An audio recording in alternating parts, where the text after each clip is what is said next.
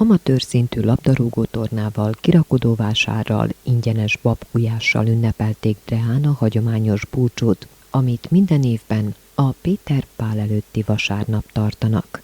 A szervezők kiemelték, hogy a rendezvény célja elsősorban a barátkozás és a közösségépítés, és hogy nagy örömükre szolgál, hogy a rekkenő hőség ellenére sikerült sok fiatalt ide vonzani. Nagy örömem van, hogy ennyi fiatalt mégis összehoztunk a mai napon is. Én meg az Igor egy kis, jó akarattal csak.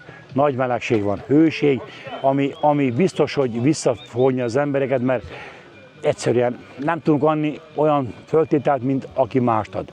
De viszont nagy öröm, hogy megint itt vagyunk, megint végig tudjuk csinálni, megint háromsáleggel, megint ajándékozzuk az első 3 csapatot, és továbbra is szeretnénk ugyanígy minden évben, ameddig adja az erőnk, meg a lehetőségünk, hogy ezt megcsináljuk. Óbecse község minden évben támogatja az ilyen és ehhez hasonló rendezvényeket, amelyek nagyon fontosak egy helyi közösség számára, emelte ki Kis Igor, a községi képviselőtestület elnöke, aki maga is részt vett ezen a hagyományos eseményen. Az önkormányzatban mindig is fontosnak tartottuk minden közösségnek a támogatását. Ez nagyon sokszor nem is nagy pénzügyi keretet igényel, illetve mindig úgy szoktunk nyitni feléjük, hogy ami nekik szükségük van, amire nekik szükségük van, azt próbáljuk biztosítani. Idén a szervezőknek a kérése az volt, hogy biztosítsuk a gazdag babgulyáshoz a hozzávalókat, ezt az önkormányzat meg is tette. Azzal, hogy ezt ők is itt ingyen osztják a résztvevőknek, a labdarúgóknak, illetve mindenkinek, aki kijön erre a rendezvényre.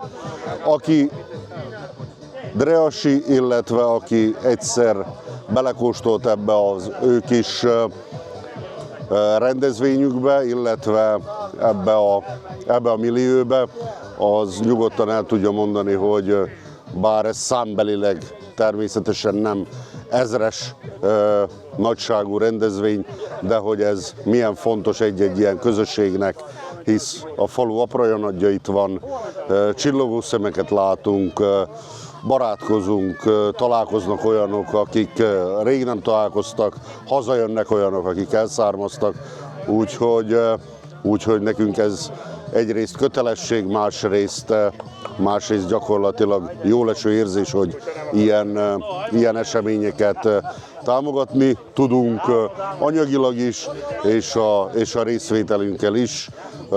Azon vagyunk, hogy mi is egyek legyünk közülük, és belekóstoljunk ebbe a hangulatba. A labdarúgó torna első 3 helyezettje serleget kapott elismerésül, a látogatók pedig válogathattak a standokon kiállított édes és sós kínálatból, játékokból és különböző dísztárgyakból. A sport, a közös ebéd és a vásári hangulat idén is sokakat összehozott Dreán.